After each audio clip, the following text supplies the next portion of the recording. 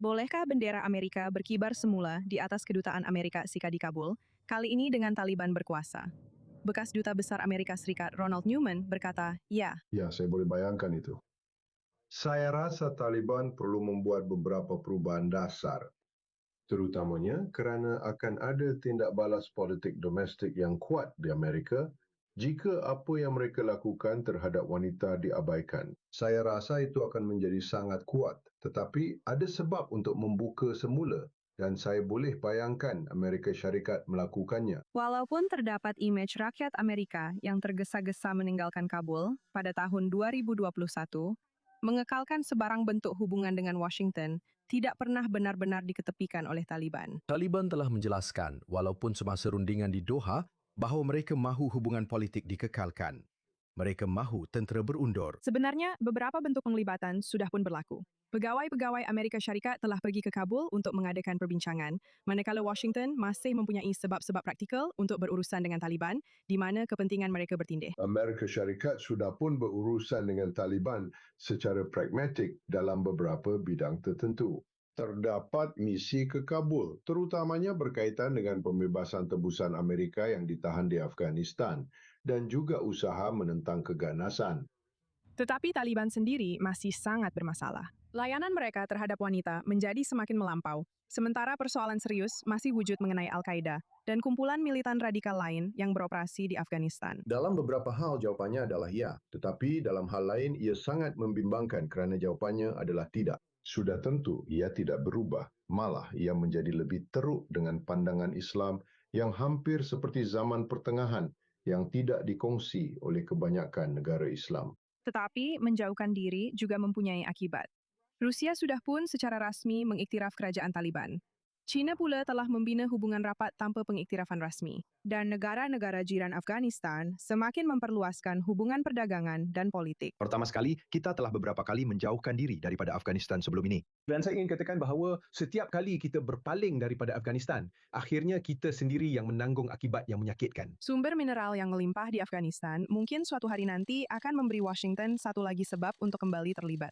Potensi itu memang wujud, tetapi buat masa ini, ia masih merupakan prospek jangka panjang yang sangat jauh. Ia berpotensi menarik jika anda faham bahawa potensi itu masih bertahun-tahun lagi. Kerana untuk membangunkan sumber mineral, syarikat-syarikat perlu melabur. Itu memerlukan tahap keselamatan tertentu. Syarikat-syarikat perlu yakin bahawa keselamatan itu akan berkekalan. Mesti ada tahap kedaulatan undang-undang yang tertentu. Semua itu tidak wujud sekarang. Secara teorinya, semuanya boleh diwujudkan.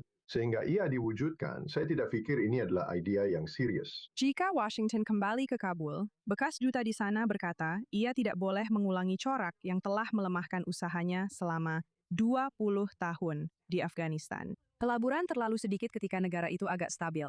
Kemudian berbilion-bilion dicurahkan terlalu cepat. Pemerintahan Afghanistan yang menjadi bergantung kepada perlindungan Amerika dan tidak pernah membina keyakinan awam yang cukup untuk bertahan tanpanya. Ketika saya berada di sana, contohnya, keadaan baru saja mula menjadi buruk. Dan saya meminta jumlah yang kini kelihatan kecil, tetapi pada masa itu nampak sangat besar. $600 juta dalam sokongan ekonomi tambahan.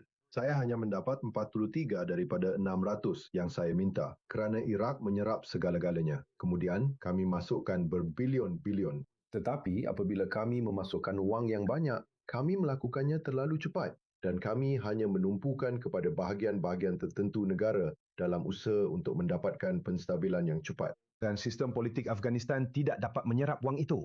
Apabila ia tidak dapat menyerapnya, wang itu hilang akibat rasuah. Jadi, jika Duta Newman dihantar semula ke Kabul hari ini, pendekatannya akan sangat berbeza. Tiada janji besar, tiada kepercayaan, dan tiada konsesi, semata-mata dengan harapan bahawa Taliban mungkin akan berubah kemudian. Anda hanya patut menukar tindakan sebenar dengan tindakan sebenar. Jadi jika membuka kedutaan adalah sesuatu yang diinginkan oleh pihak Afghanistan, mungkin itu juga untuk kepentingan kita.